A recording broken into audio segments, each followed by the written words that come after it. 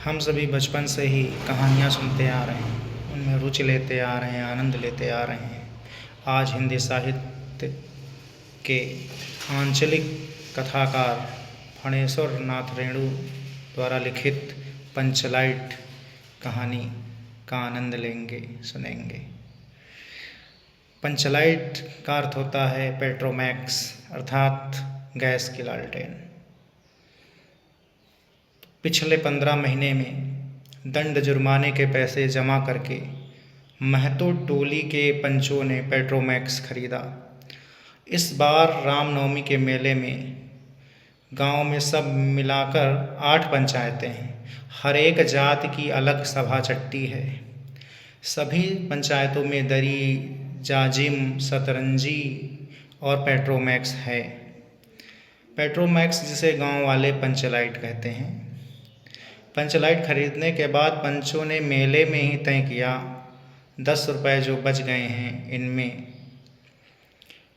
पूजा की सामग्री खरीद ली जाए।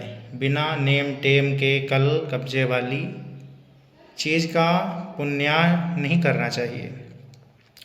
अंग्रेज बहादुर के राज में भी पुल बनाने के पहले बलि दी जाती थी।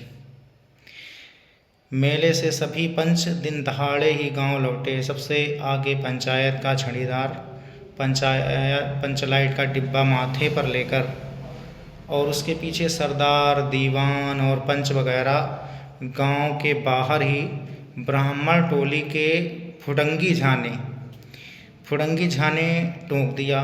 कितने में लालटेन खरीदे हुआ महतो से कहा, कितने में लालटेन खरीदा हुआ? देखते नहीं पंचलाइट है। बामन टोली के लोग ऐसे ही बात करते हैं। अपने घर की डिबरी को भी बिजली बत्ती कहते हैं और दूसरे के पंचलाइट को लालटेन। टोले भर के लोग जमा हो गए। औरत, मर्द, बूढ़े, बच्चे सभी कामकाज छोड़कर दौड़े चले आए। चल रे चल, अपना पंचलाइट आया है। पंचलाइट छड़ीदार अगन्नू महतो रह रहकर लोगों को चेतावनी देने लगा। हाँ, दूर से, जरा दूर से, छूछा मत करो, ठेस ना लगे। सरदार ने अपनी स्त्री से कहा, सांझ को पूजा होगी, जल्द से नहा धोकर चौका पीढ़ी लगाओ। टोले के कीर्तन मंडली के मूल गायन ने अपने भगतिया पच्छकों को समझा कर कहा, देखो आज पंचलाइट की रोशनी में कीर्तन होगा। बेताले लोगों से पहले ही कह देता हूँ, आज यदि आखिर धरने में टेढ़ बेढ़ हुआ तो दूसरे दिन से एकदम बायकाट। औरतों की मंडली ने गुलरी काकी गोसाई का गीत गुनगुनाने लगी। छोटे छोटे बच्चों ने उत्साह के मारे बेवजह शोरगुल मचाना शुरू कर दिया। सूरज डूबने के 1 घंटा पहले ही टोले भर के लोग सरदार के दरवाजे पर आकर खड़े हो गए। पंचलाइट पंचलाइट पंचलाइट के सिवा और कोई गप नहीं, कोई दूसरी बात नहीं। सरदार ने गुड़गुड़ी पीते हुए कहा। दुकानदार ने पहले सुनाया पूरे 5 कौड़ी 5 रुपया। मैंने कहा कि दुकानदार साहेब, यह मत समझिए कि हम लोग एकदम देहाती हैं। बहुत पंचलाइट देखा है। इसके बाद दुकानदार मेरा मुंह देखने लगा। बोला, लगता है आप जाति के सरदार हैं। ठीक है, जब आप सरदार होकर खुद पंचलाइट खरीदने आए हैं तो जाइए, पूरे 5 कौड़ी में आपको दे रहा हूँ। दीवान जी ने कहा, अलबत्ता चेहरा परखने वाला दुकानदार है। पंचलाइट का बक्सा दुकानदार का नौकर देना नहीं चाहता था। मैंने कहा, देखिए दुकानदार साहब, बिना बक्सा पंचलाइट कैसे ले जाएंगे? दुकानदार ने नौकर को डांटते हुए कहा, क्यों रे? दीवान जी की आँख के आगे धुर खेल करता है। दे दो बक्सा, दे दो। टोले के लोगों ने अपने सरदार और दीवान को श्रद्धा भरी निगाहों से देखा। छड़ीदार ने औरतों की मंडली में सुनाया। रास्ते में सन्न सन्न बोलता था पंचलाइट। लेकिन एक एन मौके पर लेकिन लगा गया रुदल शाह बनिए की दुकान से 3 बोतल किरासन तेल आया और सवाल पैदा हुआ कि पंचर लाइट को जलाएगा कौन। यह बात पहले किसी के दिमाग में नहीं आई थी। पंचर लाइट खरीदने के पहले किसी ने न सोचा, खरीदने के बाद भी नहीं। अब पूजा की सामग्री चौक पर सजी हुई, कीर्तनिया लोग ढोल करताल खोल कर बैठे हैं और पंचर लाइट खड़ा हुआ है। गांव वालों ने आज तक कोई ऐसी चीज़ नहीं खरीदी जिसमें जलाने बुझाने का झंझट हो। कहावत है ना भाई रे गाय लूँ तो दूहे कौन। लो मजाब इस कल कब्जे वाली चीज़ को कौन बाले कौन जलाए। यह बात नहीं कि गांव भर में कोई पंचर लाइट बालने वाला नहीं। हर एक पंचायत में पंचर लाइट है, उसके जलाने वाले जानकार हैं। लेकिन सवाल है कि पहली बार नेम टेम करके शुभ लाभ करके दूसरी पंचायत के आदमी की मदद से पंचर लाइट चलेगा। इससे तो अच्छा है कि पंचर लाइट पड़ा रहे। जिंदगी भर ताना कौन सहे, बात बात में दूसरे टोले के लोग कूट करेंगे। तुम लोगों को पंचर लाइट पहली बार दूसरे के हाथ से ना पंचायत की इज्जत का सवाल है। दूसरे टोले के लोगों से मत कहिए। चारों ओर उदासी छा गई, अंधेरा बढ़ने लगा। किसी ने अपने घर में आज डिबरी भी नहीं जलाई। आज पंचर लाइट के सामने डिबरी कौन बालता। सब किए कराए पर पानी फिर रहा था। सरदार दीवान और छड़ीदार के मुंह में बोली नहीं। पंचों के चेहरे उतर गए थे। किसी ने दबी आवाज में कहा, कल कब्जे वाली चीज़ का नखरा बहुत बड़ा होता है। एक नौजवान ने आकर सूचना दी, राजपूत टोली के लोग हंसते हंसते पागल हो रहे हैं। कहते हैं कान पकड़कर पंचर लाइट के सामने 5 बार उठो बैठो तुरंत जलने लगेगा। पंचों ने सुनकर मन ही मन कहा, भगवान हंसने का मौका दिया है, हंसेंगे नहीं। एक बूढ़े ने आकर खबर दी, रुदल शाह बनिया भारी बतंगड़ आदमी है, कह रहा है पंचर लाइट का पप्पू जरा होशियारी से देना। पंचर लाइट का पंपू जरा होशियारी से देना। गुलरी काकी की बेटी मुनरी के मुंह में बार बार एक बात आकर मन में लौट जाती है। वह कैसे बोले। वह जानती है कि गोधन पंचर लाइट जलाना जानता है, लेकिन गोधन का हुक्का पानी पंचायत ने बंद कर दिया है। मुनरी की माँ ने पंचायत से फरियाद की थी कि गोधन रोज उसकी बेटी को देखकर सलम सलम वाला सलीमा का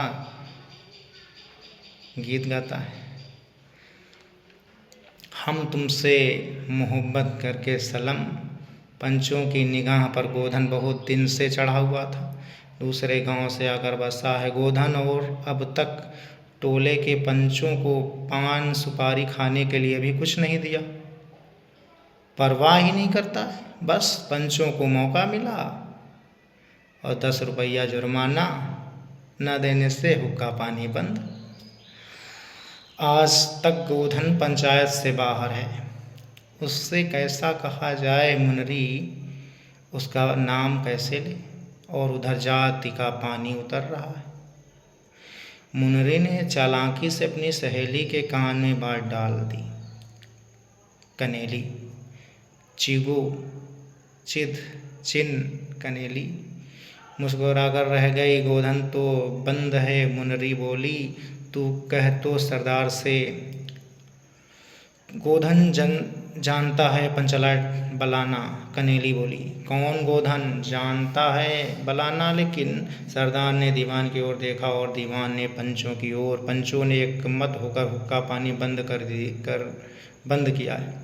सलीमा का गीत गाकर आँख का इशारा मारने वाला गोधन से गांव भर के लोग नाराज थे। सरदार ने कहा, जाति की बंदिश क्या, जबकि जात की इज्जत ही पानी में बह रही है। क्यों जी दीवान? दीवान ने कहा, ठीक है। पंचों ने भी एक स्वर से कहा, ठीक है, गोधन को खोल दिया जाए। सरदार ने छड़ीदार को भेजा। छड़ीदार वापस आकर बोला, गोधन आने को राजी नहीं हो रहा है। कहता है पंचों की क्या प्रतीत है, कोई कल कब्जा बिगड़ा गया तो मुझे ही दंड जुर्माना भरना पड़ेगा। छड़ीदार ने रोनी सूरत बनाकर कहा, किसी तरह गोधन को राजी करवाइए, नहीं तो कल से गांव में मुंह दिखाना मुश्किल हो जाएगा। गुलरी काकी बोली, जरा मैं देखूं कह के। गुलरी काकी उठकर गोधन के झोपड़े की ओर गई और गोधन को मना लाई। सभी के चेहरे पर नई आशा की रोशनी चमकी। गोधन चुपचाप पंचलाट में तेल भरने लगा। सरदार की स्त्री ने पूजा की सामग्री के पास चक्कर काटती हुई बिल्ली को भगाया। कीर्तन मंडली का मूल गायन मूर्छल के बालों को संवारने लगा। गोधन ने पूछा, स्पिरिट कहाँ है? बिना स्पिरिट के कैसे चलेगा? लो मजा, अब यह दूसरा बखेड़ा खड़ा हुआ।